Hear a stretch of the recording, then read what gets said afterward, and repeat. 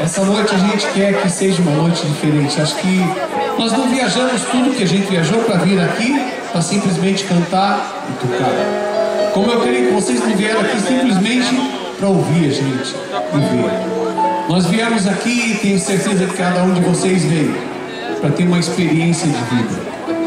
Que essa noite seja uma experiência de vida para todos nós. Ouvindo música, cantando, refletindo, rezando, pensando, se arrependendo. O ambiente já é propício. O ambiente é um ambiente eucarístico. Vocês celebraram a Eucaristia agora e permanece aqui no nosso meio a vida de Jesus ressuscitado.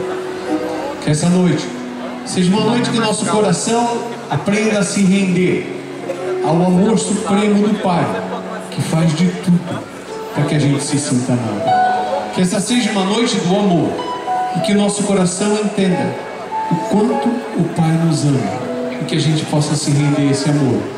Que os anjos dele venham sobre esse lugar, que os anjos dele que já estão aqui nos ajudem a nos libertar de nós mesmos para estar em pureza, de sentir amado e de amar a esse Deus que nos ama, nos redime. Uma boa noite e um bom show.